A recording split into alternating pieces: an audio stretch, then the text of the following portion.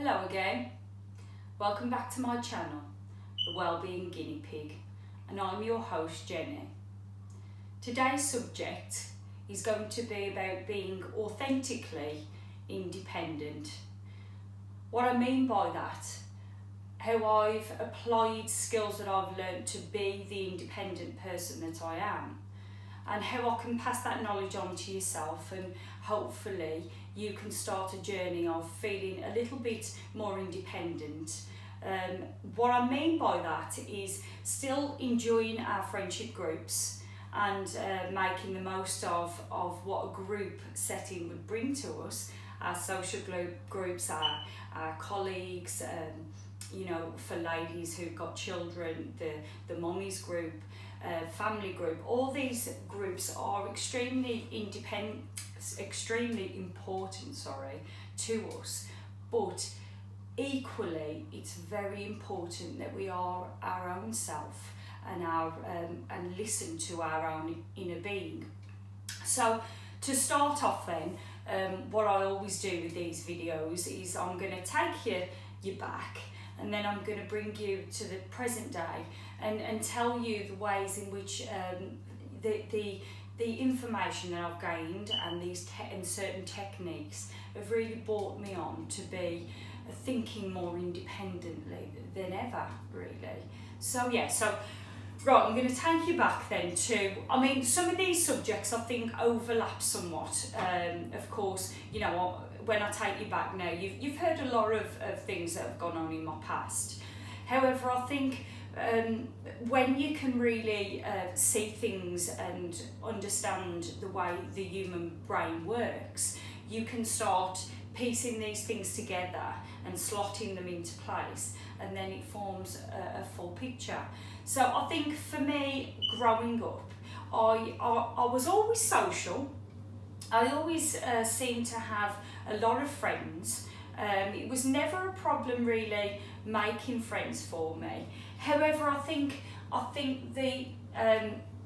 the way when I was really young, the way in which I used my influence and my ego at that point, looking back, was that I kind of used brute force really to make friends. I think a lot of the time, because believe it or not, people who I meet now, compared to people from my past, they never seem to be able to put the two and two together, that I was actually a real fighter. I used to fight my way through issues. I'd be, fighting daily, if not with my brother, it was one person or another. Physical fights, and that would be how I dealt with conflict. You're saying this about me or my dad or my friend, and right, let's sort this out with a good scrap. And I think that worked in the early days of growing up. I think that was quite, in the 80s, it was quite acceptable to have a good scrap, even at school. It was looked at that was the done thing to do. So I think that worked for me, in the sense that I think people either thought, oh, I better be friends with this girl because I don't want to be her enemy, or it was kind of like, I would use these sort of real, quite intimidating tactics to get my own way, essentially. However, I hated bullies.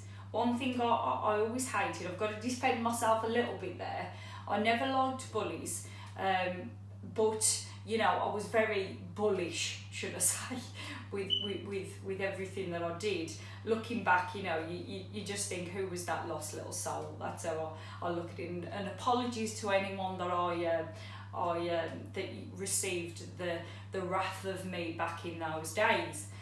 And I think, now I can see how that works as a child to a certain degree, acting out and throwing the toys out of the pram, essentially, works. However, when you become an adult and you have to maintain these friendship groups, that's no longer acceptable. You have to use your wit, your ego. It seems to be that these are the type of things we have to use then to have friendship groups as we get older, fortunately, unfortunately, however we look at it.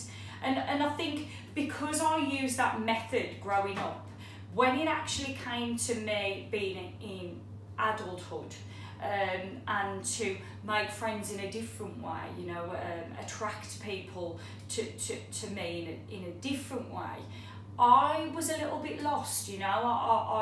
I couldn't use those methods, and it threw my identity. Like I've talked to you about this before, it threw my identity, and then we have to find a new. And I feel like instead of then using the identity of being independently me and the way I view life, and particular to me, as an individual, I didn't know how I could do that. So I tried to fit into friendship groups. I would have a side of me really for my social pals, the ones who maybe know me growing up, or the ones that I've made friends with along the way in the crazy clubbing environment, or the sort of switch off moments in life, and I had that side of me, and that was me, Jen, the dance off queen, always trying to entertain the girls going out. That's always been a big thing for me, a bit of the social clown, and which I don't dislike about myself, to be fair. I do now appreciate that side of me, as that's great, and it's fun, and it's energetic, and it's youthful, and I love that Jen, that independent Jen with that side of things. And then there is that, I found with going down the school, then I tried to make friendships, trying to be something that I wasn't really. Like, I wasn't this wholesome mom who went away baking and I got the homework done as soon as the children walked in. And I never had perfect, but I pressured myself so much to want to be that person, and it was all coming from within. It was all self-pressure, because no one can make you feel anything that you don't. This is what I realise now. A great quote that I always sort of refer back to in my mind, and hopefully it'll help you as well, is there's no enemy without if there's no enemy within. And so fully grasping that concept of what that meant, it was a game changer for me, because everything that we do is the conversation that we have inside, inwardly. And so, I really felt that was something I had to work on, and it created a lot of anxiety, because I'd go to the school, or I would be around parents, or even going into the school to watch my children perform. It was a highly pressured scenario for me, because I was always trying to be in that group, that group, not the cool group, the wholesome mom group, and it just was not me. And it's took for me to get to that point to just go, whoo, let that go. And I think it's a very valid point that I've been a stay-at-home mom up until now. This is my blossoming career. It's the path that I can't wait to take. However, I'm sure that it's so it would be something that us parents have to deal with. I haven't had to deal with the colleague setting, where you go to work and you have to sort of adjust your personality or accommodate all these people in the workplace, and I should imagine it's the same thing. You go there to do your work, but the other side of it is you really have to know what you're doing socially, and you're able to fit in socially.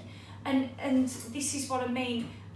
I would have gone to work, like so many people, and I would have been a chameleon. I would have tried to fit in with a group and not stand out, and say the right things at the right time, and and now now I'm free, and I honestly have let this go. And I want to give you, I don't just want to say this to you, I do want to actually put over the techniques that worked for me. So hopefully you can take this away and start applying it in your own lifestyle, and hopefully it works for you the way it's worked for me. Now these are all tried and tested. So, I mean, we'll go on to these techniques now. So, one thing that really helped me was understanding the manifesting law. So, understanding manifestation, you know, and understanding the laws of our universe. And I think it sounds a little bit woo-woo to some people, and I get it, because it was very woo-woo to me, because your brain can't actually comprehend how you can make these shifts. It's on a conscious level. It's pretty not unlike quantum physics and all the rest of it. It's real, it's a fact, it's science. However, it's pretty difficult for our brains to really grasp what it's all about, you know, on a conscious level. So it's having that faith, you know, it's having faith to say, this actually works, I'm going to stick with it, and I will get the results that I need. And it does work, you know. And a technique that really helped me, especially because for me, I mean, you can apply manifestation to every area of your life, but I think on an emotional level for me, that was where I really needed to work on, was my emotions, and having that kind inner jargon to myself, being forgiving, being able to let go. That was important. So I started off by getting 10 things, so saying 10 things about myself that I liked or I wanted to change, or, you know, what you need to work on. So it could be something like, you know, I've got really kind eyes, and look how beautiful your kind eyes are, or, you know, you're a kind soul, and you really want to make a difference in society. You want to help people who can't really help themselves. Whatever it is, you know, pick 10 things, write them down, and look in the mirror morning and night, and say those things, those 10 things to yourself with feeling. The more feeling that you use, the better, because what the idea at the back of it is to feel those things in the moment, and if you feel those things in the moment, they become your reality. So I would say for a month really to do this morning and night, and at the end of the month, the 30 days, even I think they talk about 21 days, but allow yourself a month, and then to come back to your feelings and the inner jargon, and see how that's changed. It's amazing how these things change us, you know. So that's one technique that really worked for me, and continues to work. And now that I've fully grasped the fact that I can be 100% independent and stand on my own.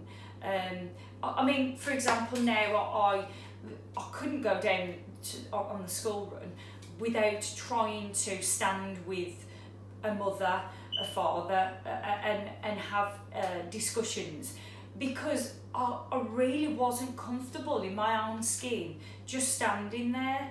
It was almost like I put this judgment on myself, and it was my own high standards, you know, that I was judging myself, and even judging others, you know, feeling like I'd got some right to judge other people and the way that they live their life.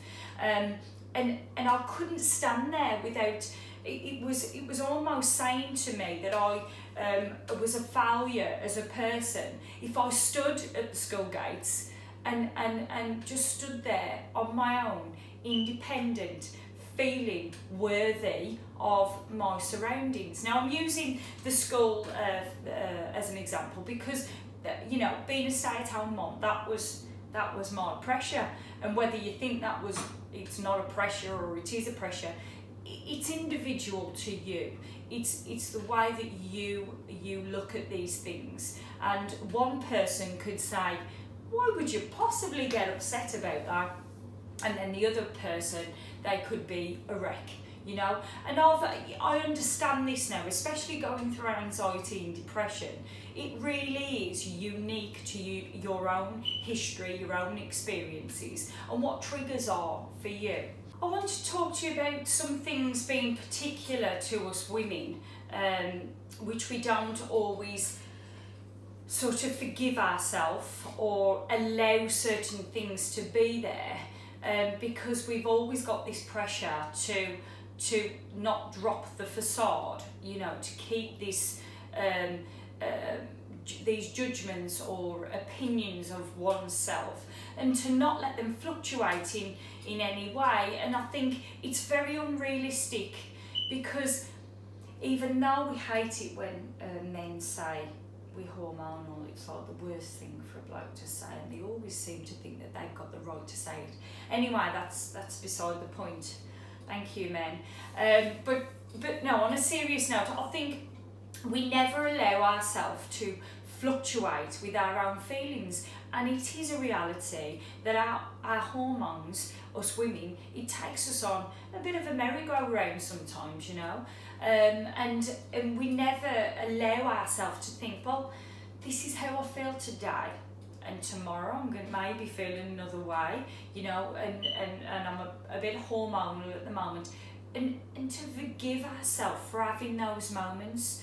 You know, even you know, I'm bringing up the school again, but going to the school and dropping your kids off, and they've, you know, had a stonker of a morning, and not allowing yourself to have that little bit of frustration there, and drop the facade somewhat, and just say, this is it, and I'm not going to beat myself up. What I would do is I would react, and then I would come back and I'd be beating myself up. Why did you react that way? Well, it does us no good at all. It's the worst thing that we could do when we're having those moments, you know, around our period or not, you know, just reacting to our outside environment.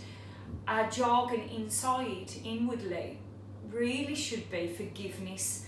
You know, I'm okay, I'm having a moment, I forgive myself. Whether anybody else judges me or not, you know, I'm human and I'm having a moment, and I'm going to go on to the next moment. We never allow ourselves to just sit in that space and just say, forgiveness is what I need here. I never did. That was a particularly big thing for me. And the other thing is, it's like, it's such a big thing for us to apologise, and I don't know why.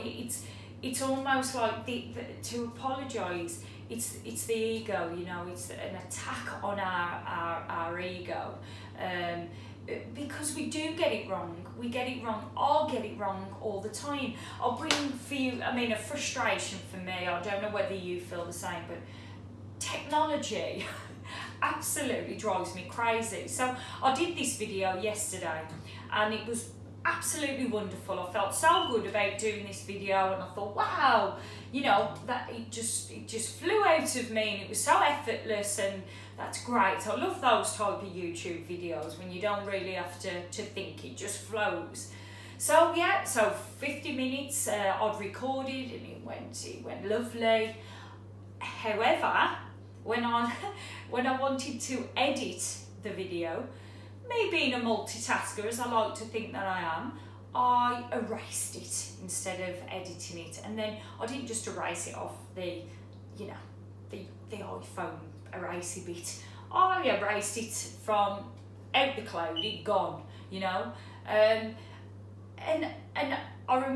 yesterday when I did that, I could feel the anxiety of, it's gone, you know, those instant reactive moments that you know, this is what our world at the moment gives us so many things to react off. And I reacted, and I felt the anxiety in my body. And now, because I'm so in tune with what my body tells me, and I would have sort of tried to probably run away from that feeling, or look at you, you've beat myself up, you've erased this, and what are you doing? But and now this time I sort of sat in the moment and said, wow, now what are we going to learn from this? And I walked down the road and I realised that I'd done it, and then my brain started to churn, and this is what my beautiful brain does for me now, which I'm so thankful that it does. Yeah, but you know what, Jen, there was mistakes in that video though, weren't there? And you didn't think it was perfect, really. You know, there were you could have done a better job, and then so you know, it changed from beating myself up to say, well, you know, we'll do a better job next time. And then my brain told me to, well, let's see if we can get it back. You know, there's ways and means of doing it. And then I started learning about when you erase something from the phone itself. Where does it go? Is it being backed up? And then I learned of different ways that you can get this information back. So I downloaded this app and I went through the rigmarole of doing it, and it took me a fair few hours because, as I say, I'm really not the best with technology. But I learned the process of doing it, and I didn't get the video back. But I learned a new skill in the process. So now I'm always going to back up my videos and photos, and then I'll know what app to go to if that ever happens again. So this is the sort of stuff my brain is now doing, and because it's repetition, because I've done it so that, you know, when I do something that's not right, say something that's not right, or, you know, make a mistake with technology or whatever, you know, with the kids, maybe shout and be too stern when there was no need to, whatever it is, my brain forgives me. And it's the best thing that your brain can do, because you let it go, and then you can sit in that moment and say to yourself, well actually, how can I do it better next time? You know, how can I learn from this? And this isn't now it's leading me on to you know, when I'm down the school, for example, now, and I've got a couple of my pals that I feel are you know, fit with me. I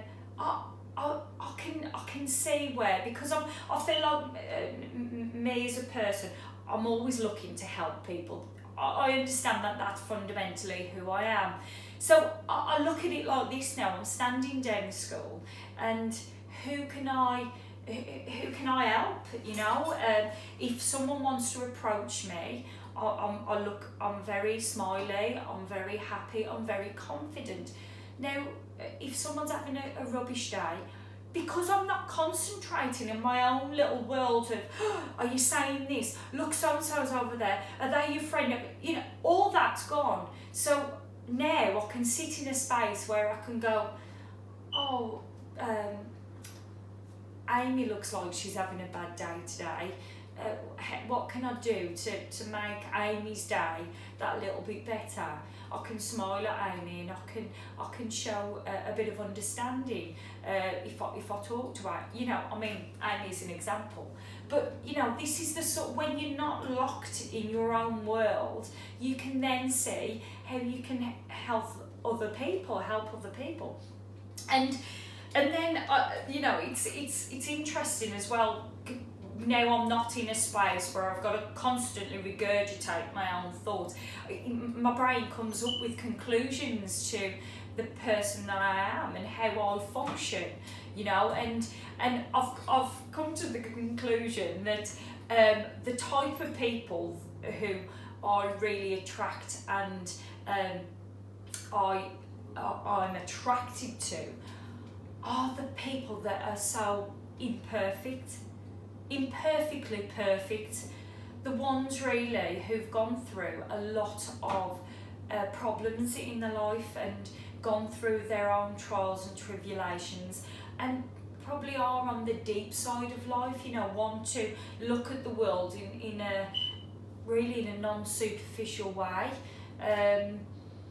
and it's lovely really, because the conversations I have and the way that, you know, I mean, not saying that the people that are in my life have to be similar to me, they don't. You know, I've got one of my best friends who I've known, my oldest friend, I'm sure she won't mind me talking about her, but she's so different to me, you know, totally the opposite to me. I rush in, she holds back.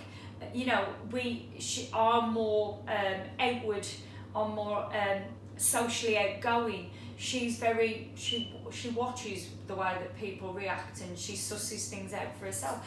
And I admire so much. Everything about her is, a lot of the time, totally different to me, but I've got so much admiration for her. She's gone through so many things in her life, and we've got to this place now in our 40s where, you know, we just click.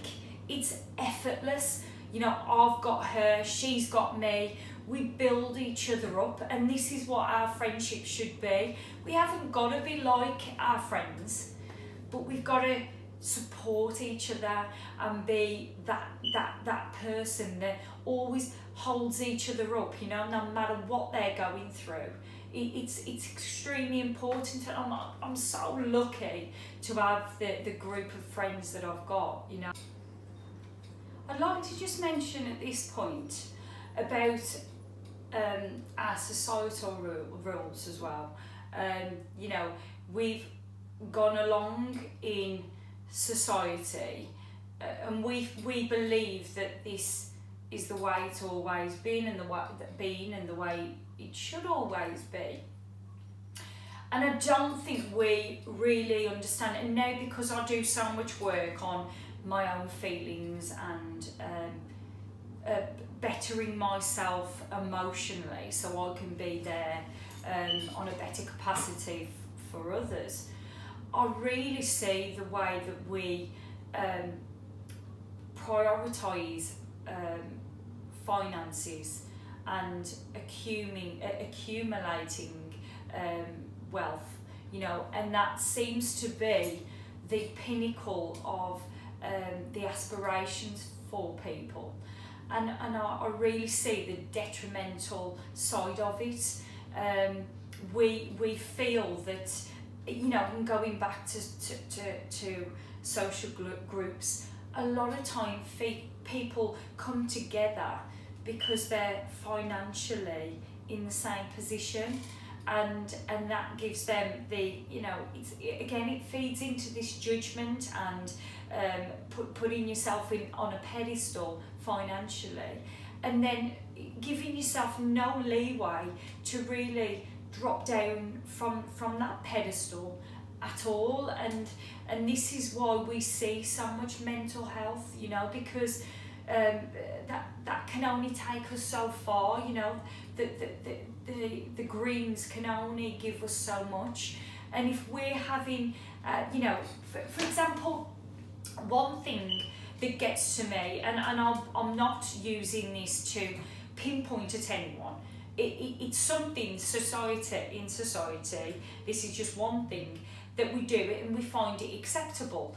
However, because I see things from that emotional standpoint, it makes me a little bit cringy. And this is, you know, we as women, when we post our new cars on Facebook, now girls, I'm not getting on at any one person, because for me, I don't want to ever knock us girls down. My whole agenda is to build us girls up, especially us girls. I mean, you know, I like you guys as well, but from my point of view, I'm all about building us women up, you know, getting us feeling good and seeing ourselves the way we should. But it's quite cringy for me to see us posting our cars on Facebook, and it only gives us that gratification, that satisfaction momentarily, you know, and then a month down the line, and you've just got a car, you know, and then, you know, I think we look at this as, I mean, I've got an old knacker, so granted you might say, yeah, but you you know, you've got an old knacker, so that's why you think like that. But I've got no intention of changing it or making myself feel any better or in any sort of class by changing my car. If I change my car, it's kind of like, oh, you know, I mean, I like cars that are high up, so I would like more of a Range Rover, Land Rover, or anything, you know, any of the other cars, no particular make. But that's because I like to feel like I'm higher up. Is that because of my ego? I don't know, maybe I do need to work on that. However, it shouldn't make us feel that we've got a certain status because of the car we drive. It doesn't change that inner dialogue whatsoever. Now, I'm not beyond the superficial in that sense. I love dressing. I love my nice dresses to go out, and I love my shoes and handbags, and I'm just like the next woman. And this is another thing I want to come back around onto, being unique and independent of the group. But I mean, I've got this thing about glasses. So I feel like I'm a little bit of a magpie sometimes, because I feel like for every drink there's a glass, and I've just bought some really lovely square bottom champagne glasses. Now, I'm like a little magpie. They're so glistening, and I understand that really fundamentally they're not changing my life. However, I wanted them in my life.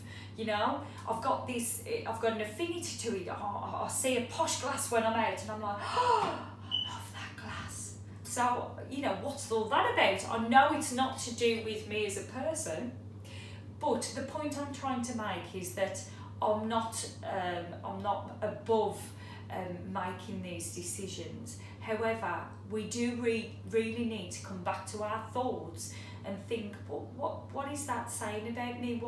What am I trying to do, and how am I trying to feel, and why is this car making me feeling some sort of void in my life? Now, I want to come back on and flip back around.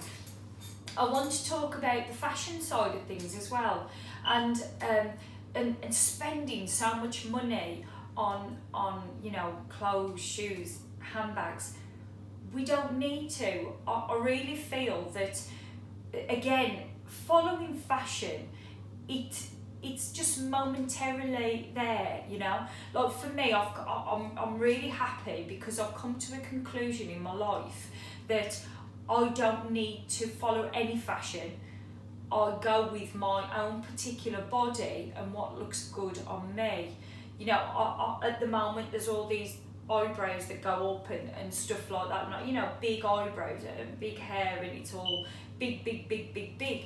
But that doesn't suit me, and I don't feel like it particularly makes me look, you know, it doesn't add value to me.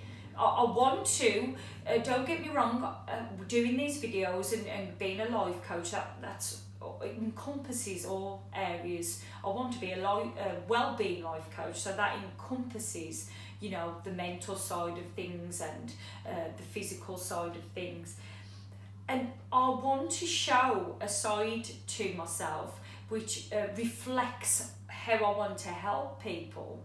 But however, following fashion, you have to question why you're doing that. And again, it's so we can fit in and not feel like we're out of that group. So I often have my pals take the mickey out of me, which they often do. And I must admit, I love it. But I often have the girls say to me, God, Jen, isn't that what we used to wear 20 years ago? Or, you know, don't you think you want to try it on? And I it's like, no, I want to do it my way. I want to do what makes me feel good. And fundamentally, that's all we should be chasing, you know. And honestly, I really, you've got your opinion, but I've got my own opinion, and that's the biggest deciding factor in my life. You know, I do like the girls. I do actually welcome my identity with the girls. That, you know, they call me quirky. That they say, oh Jen, you've got your own way of doing things, and I think that's lovely. You know, that it's such a compliment to actually just stand there and be totally different to your pals, and yet your pals still go, oh Jen, she's so quirky, and she does this, and we think this, you know, and it's lovely. You know, why do we need to quash that about us, to then feel like we're being carbon copies of our pals, or carbon copies of anyone, really? I think now I've got to my 40s, I don't know whether I could maybe looked at it any differently in the, you know, younger years. Probably not. And would I want to change it? Probably not. But I think now in my 40s, I've come to the conclusion as well, is that I love a story. I love to interact with human beings who've actually got something to say. You know, it's that having that wonderful skill of being able to listen and know the cues to talk, but to actually listen to someone's life, and even getting a different perspective, as positive and transformational as what I'm going through, and how I want to in turn help others. It's beautiful to always be able to look at things another way, you know, not be a cynic about anything. You know, at the moment it's something that I definitely a hard pill to swallow for me, because what I see going on in society at the moment, it's wrong on so many levels, but at the same time we're all individual and we all have our own path, what led us to decisions that we make now. I do think that coercion and fear-mongering plays a massive part in our society at the moment, and we make a lot of decisions out of fear.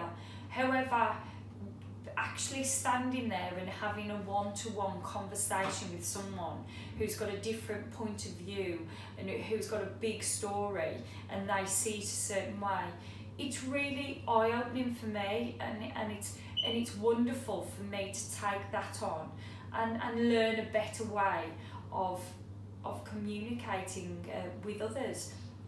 I think because of wanting to go down this well-being path and marrying my skill set together, that, you know, big food, is really a big thing that a big link that we miss out also. You know, I think I really have changed a lot of my thought processes. However, we need that to work in conjunction with how we're feeding our body. We totally underestimate, the need for good nutrition, the need for quality water, that flushes all the pollution that we bombard our bodies with daily. But I mean, things like, I'm a big fan of coffee.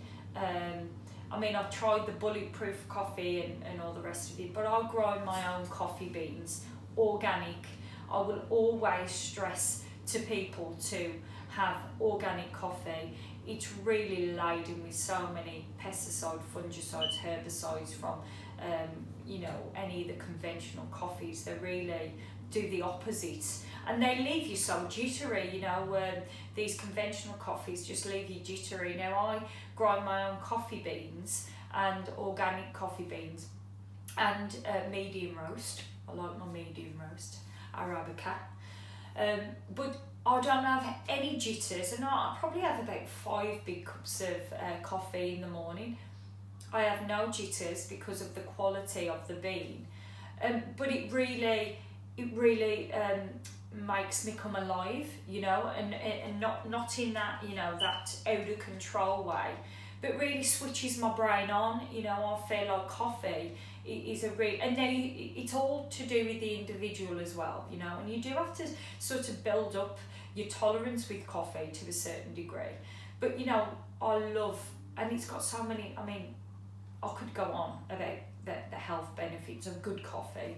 You know, it's really, it releases your stem cells, it you know, it does wonders for the mitochondria of our cells. But anyway, the other thing that I think one of the missing links is we don't have enough good fats.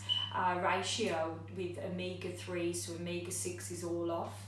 So, you know, adding, if you don't have enough oily wild fish, now that's the other thing, farm fish, it's got little to none omegas in there, so it's something good to understand that you need wild fish, or you could have wild salmon, fish oil. I have krill oil, you know, extremely important for our hair, skin and nails, and our, you know, our brain function, as well as the B vitamins. I mean, I will always say food first, but you know, where you can't always have a good array of nutrients through food, supplements are a good way of getting these good things into your body and your brain.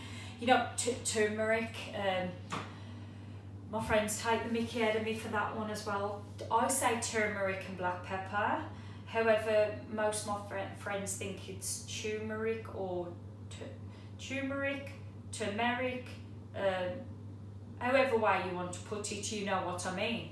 It's got so many health benefits. It's above all, you know, the anti-inflammatory effects are amazing. Great for hair, skin and nails. It passes the blood-brain barrier, so therefore it goes into the brain, and it you know, reduces inflammation going on. And our brains are on fire with today's society, the food system, you know, what we've been going through for the last year.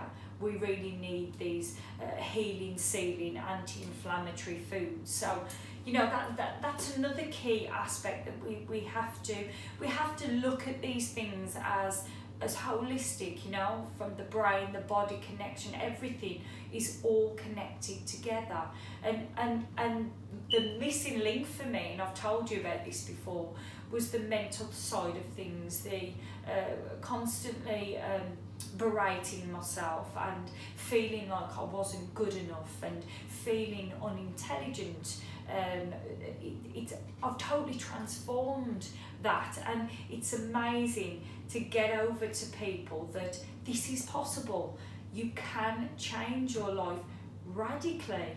You know, you have to just trust. Sometimes it comes back to trusting the universe and allowing the natural course to take place. It's just non-applicable, which is crazy that your brain can heal and help you in this way. But social media, so my views with regards to health, probably on the extreme side. I'm not going to go into too much detail because I want to be here to help you, and I don't want to make it about me and an agenda that I have. I've got very strong views when it comes to our society and the way that we should be looking after ourselves. But I want this to be about you and not about me. So fundamentally, that's what I need to get across to you. However, in my personal life, I do try and get over to not educate, because that again, it's a word that doesn't go down very well. Not to educate, but to inform others of a different way of looking at these things in our society. Health as a general rule, we've kind of got a bit of a backwards. We deal with things in a backwards scenario. Really, we should flip things on their head and put them the other way, and that's the way we should be living in health. But anyway, I'm going to leave it there. However, because I post these thoughts and feelings on social media, on your Facebook, and I do singing for, with TikTok, and that's how I choose to express myself there.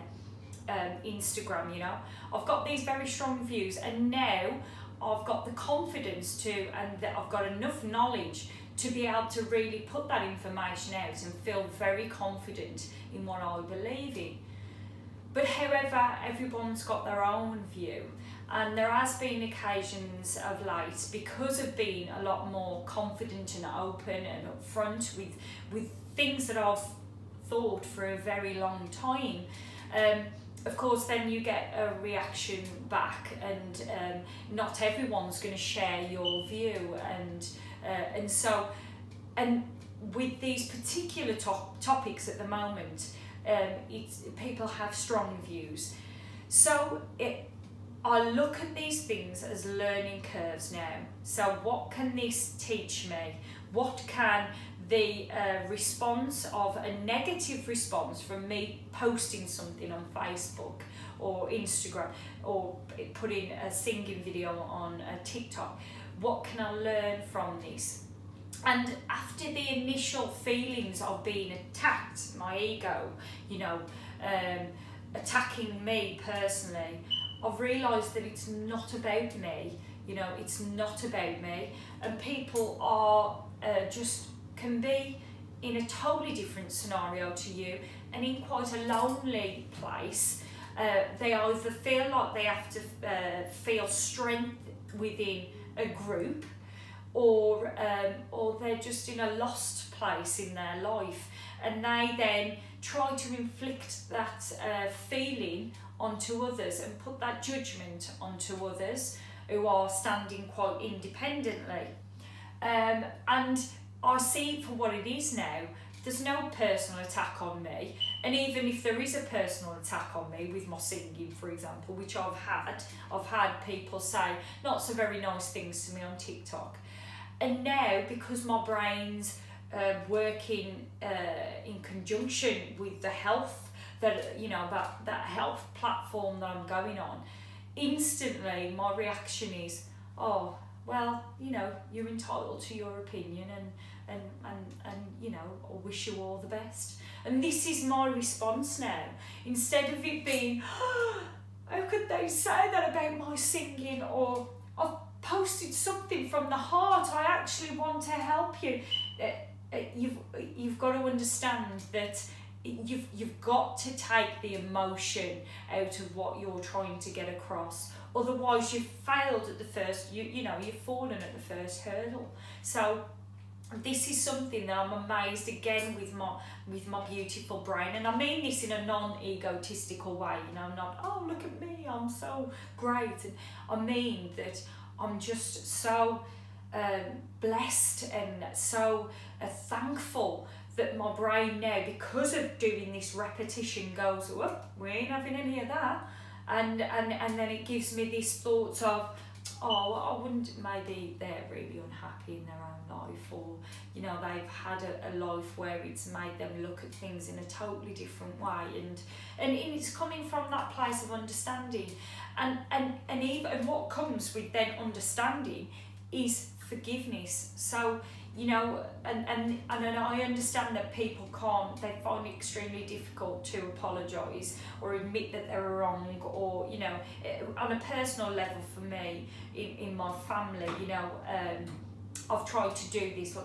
why can't you see what I'm trying to do, who I am, what I'm trying to get over? And you could spend all your life running after people, or a particular person, for me, who I've wanted to almost prove myself to can't you see where I'm coming from with this? And why would I want to spend that time on trying to prove something to someone who's clearly had the time to be able to think of what you're doing, but can't see your point of view, or for whatever reason of their own, like I say, maybe they've gone through a traumatic experience in the past that they don't talk about, and that what you're saying feels a bit too in line with what's hurt them, and so there's all these factors that come into play, and then the added thing of most people in society aren't really aware consciously of their own thoughts. You know, they react, it's a reactive thing a lot of the time in our society now.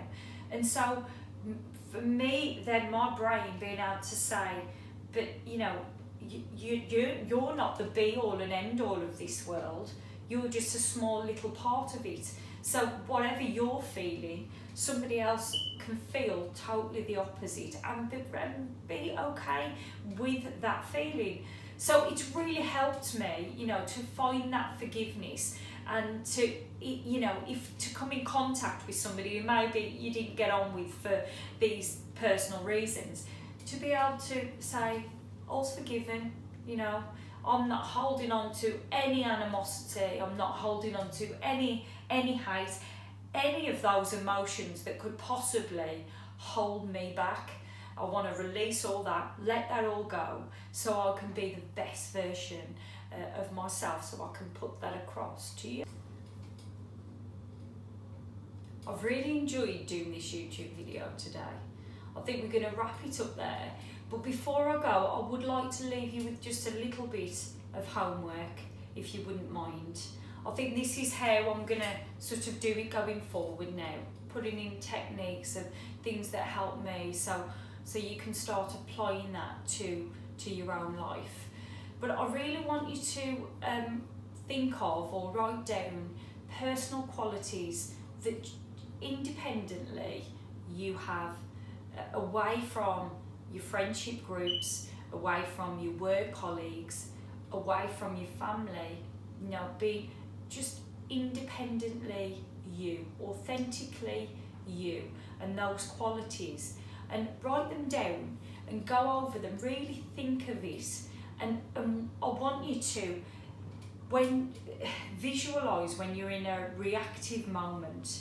I want you to just try and gather your thoughts and sit in that space and think to yourself, right, I have a choice how I deal with this now. Let me think of all these lovely qualities that I have and what is going to help me in this situation.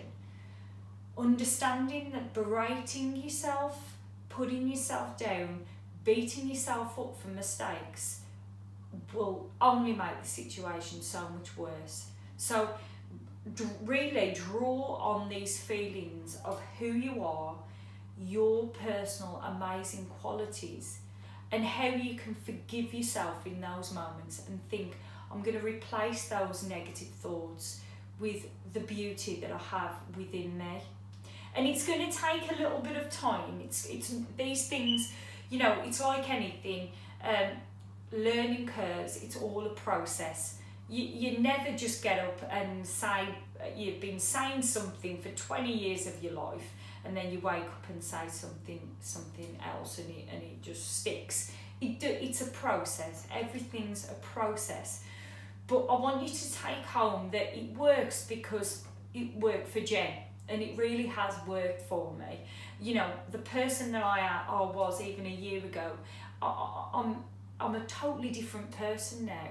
I've got so much more confidence in myself.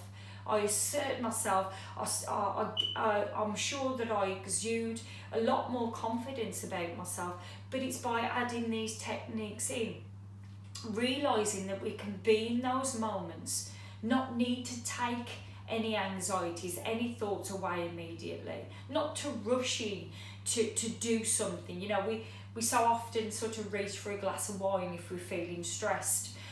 Not saying not to have wine, but don't try and take those moments away. Sit in that feeling and think, what is this emotion in my body telling me? And what can I replace that emotion with that's a positive thing, you know? So if you just practice those things for me, and then I'd love to have any comments of how you've done over a month period, you know. If it worked for me, it can work for you. So it'd be lovely to get some feedback on any changes that have been made. So yes, I'd love for you to be able to share this, comment, like, all that good stuff. And I'll prepare for the next video and hopefully not erase it like I did the one before this. But thanks for listening to me. It's been a pleasure as always, and I'll see you in the next one.